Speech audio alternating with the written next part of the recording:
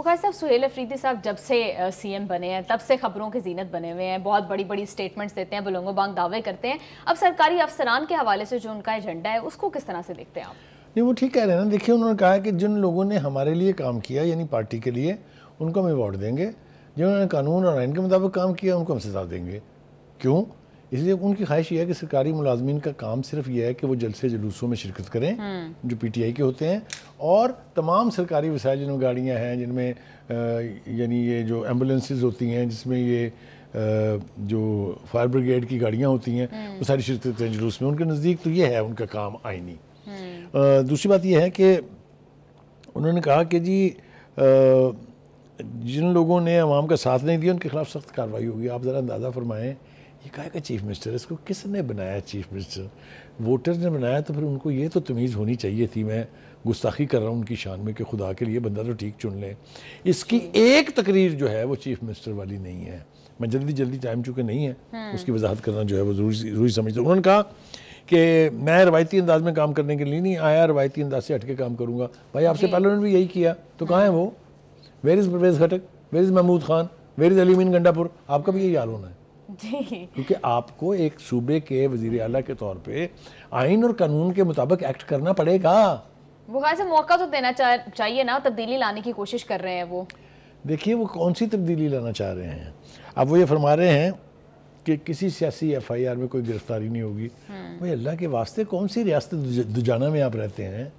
आइन और कानून की अगर सुप्रीमेसी नहीं होगी तो कौन सा मुआशरा चल सकता है? मुझे बताइए आप। जंगल का कानून तो नहीं हो सकता ना।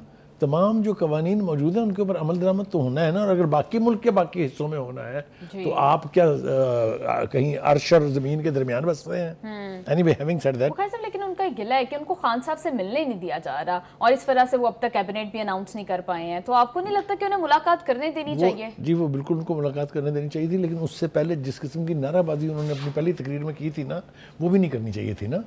उनका था मैं जाऊंगा, मैं देखता हूँ मुझे कौन रोकता है। वो अडयाला जेल से 3 किलोमीटर पहले 2 घंटे इंतजार कराया आपको उन्होंने, और आपको घर वापस जाना पड़ा। ये है आपके उस बयान की औकात? तो इस तरह की बढ़ के मारना जो है ना, जिनके ऊपर अमल दरामद नहीं हो सकता, उसका यही नतीजा निकलता है। आगे चलिए। फिर अब वो ये कह रहे हैं कि तब्दीली के लिए वोट दिया था PTI के लोगों ने।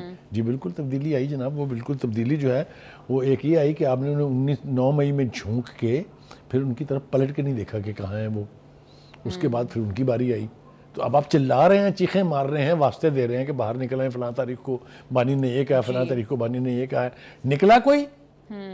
तो कहने का मतलब ये है कि इनको तो चाहिए था as a new chief minister, इनको चाहिए था कि एक नहीं, डेवलपमेंट की बात तो बाद में करें ना, पहले तो आप इक्वेशन बनाए ना अपनी।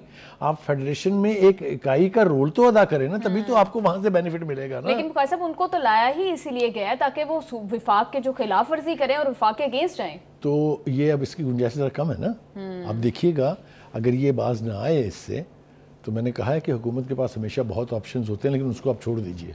हम ना उसकी हमायत कर सकते हैं, ना उसको सपोर्ट कर सकते हैं, ना उसको इनकरेज कर सकते हैं, लेकिन आप अपने लफ्ज़ों पर जब झूठे पड़ते जाएंगे तो आपकी क्रेडिबिलिटी एक दिन ज़ीरो हो जाएगी। जी, और अगर सूबे में इंस्टेबिलिटी होगी तो फिर कोई और ऑप्शन ही नहीं बचेगा, क्योंकि सूबे की तरक्की उनका मकसूद नहीं है, पहले वालों का भी नहीं रहा।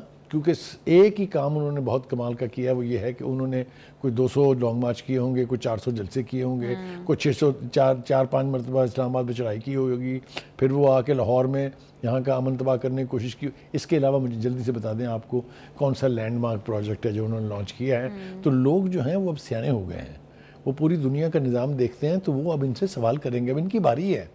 खुद PTI के लोगों ने इनको गिरेबानों से पकड़ना है कि जनाब इधर आओ, जरा हिसाब दो। जी बुखारी साहब, लेकिन जिस तरह से वो बात कर रहे हैं कि वफाकी हुकूमत को एक दफ़ा फिर तनकीद का निशाना बना रहे हैं कि उनकी पॉलिसीज़ की वजह से सूबे में दहशतगर्दी वापस आई है। हम देख रहे हैं कि इतना जो क्रिटिकल इशू है दहशतगर्दी, इसके ऊपर अभी तक जो है वो सूबा KP और विफाक जो है वो सेम पेज पर नहीं आ रहा। ऐसे कैसे बुखारी साहब हम इसके खिलाफ कार्रवाई कर सकते हैं? देखिए, मैं उसको ब्लेम नहीं करता हूँ। उसके बानी ने, जिनके वो पैरोकार हैं, 40,000 लोगों को ला के यहाँ बसाया, जिसमें सिर्फ उनके नज़दीक 8 से 10,000 जो जंगजू थे।